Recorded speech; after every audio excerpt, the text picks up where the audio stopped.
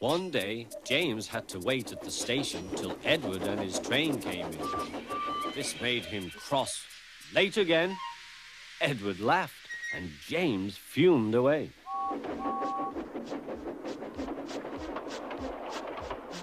After James had finished his work, he went back to the yard and puffed onto the turntable.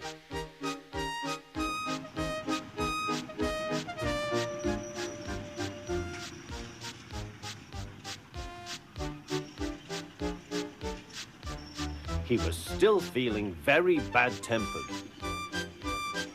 Edward is impossible, he grumbled to the others. He clanks about like a lot of old iron, and he is so slow he makes us wait. Thomas and Percy were indignant. Old iron? Slow? Why, Edward could beat you in a race any day. Really, said James, I should like to see him do it.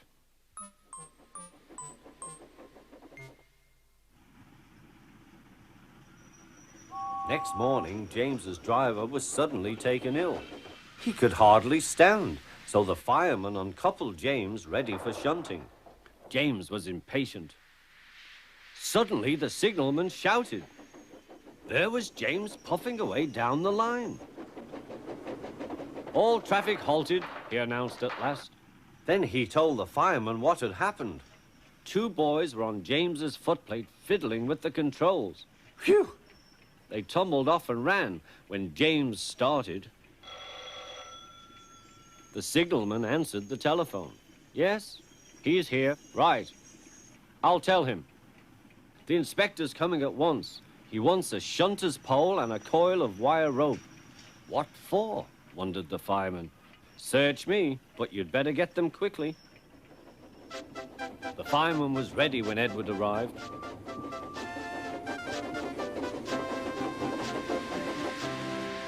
The inspector saw the pole and the rope. Good man, jump in.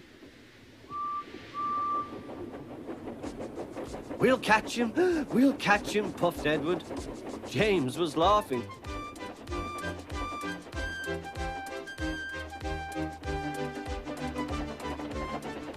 What a lark, he chuckled to himself.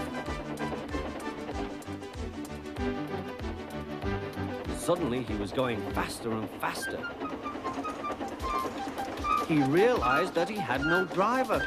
What shall I do? I can't stop. Help! Help! We're coming, called Edward.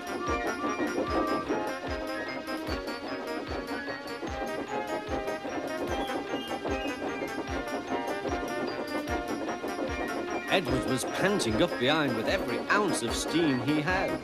At last he caught up with James.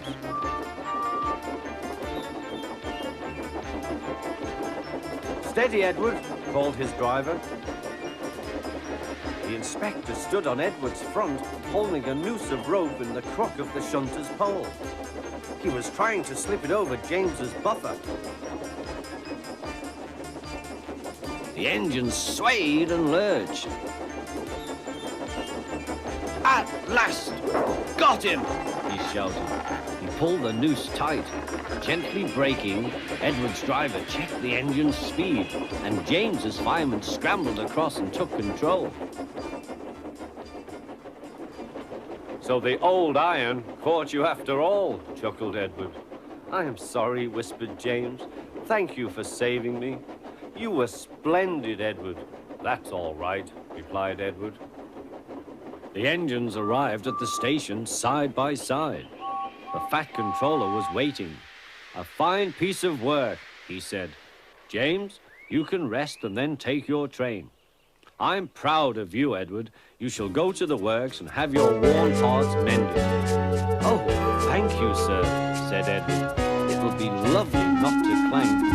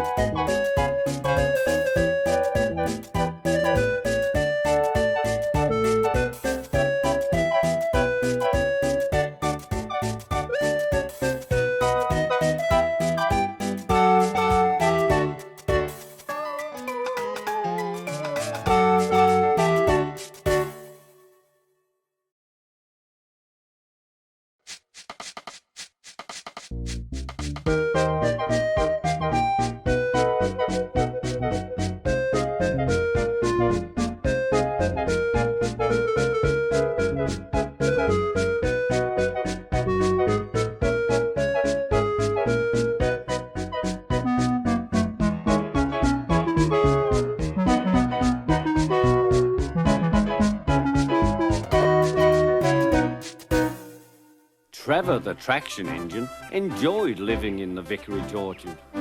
Edward came to see him every day, but sometimes Trevor didn't have enough work to do. "I do like to keep busy all the time," he sighed one day. "And I do like company, especially children's company." "Cheer up," smiled Edward. "The Fat Controller has work for you at his new harbour. I'm to take you to meet Thomas today." "Ah!" exclaimed Trevor happily. "A harbour! The seaside! Children! That will be lovely!"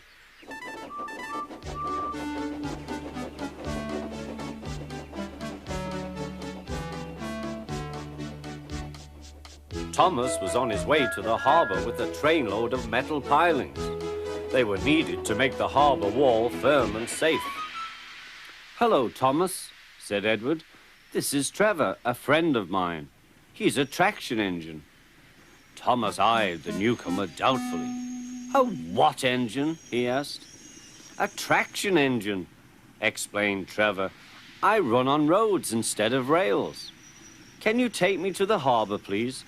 The Fat Controller has a job for me." "Yes, of course," replied Thomas, but he was still puzzled. Workmen coupled Trevor's truck to Thomas's train, and soon they were ready to start their journey.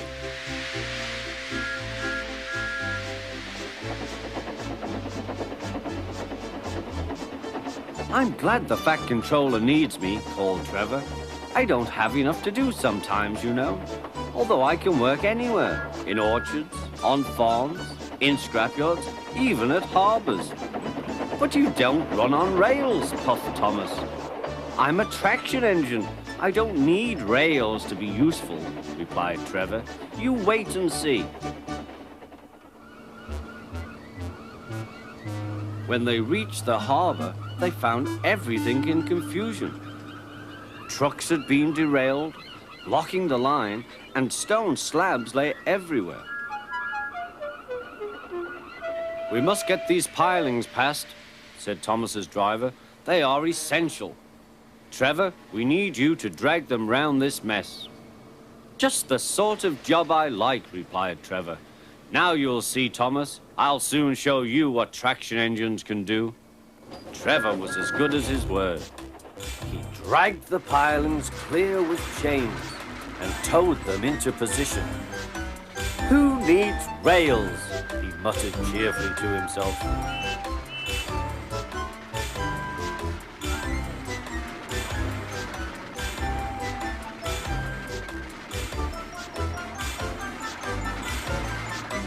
Later, Thomas brought Annie and Clarabelle to visit him.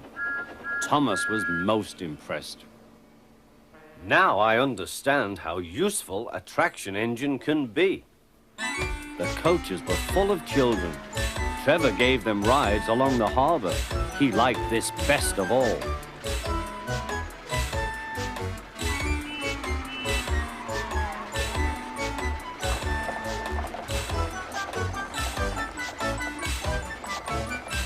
"He's very kind," said Annie. "He reminds me of Thomas," added Clarabelle. Everyone was sorry when it was time for Trevor to go. Thomas pulled him to the junction.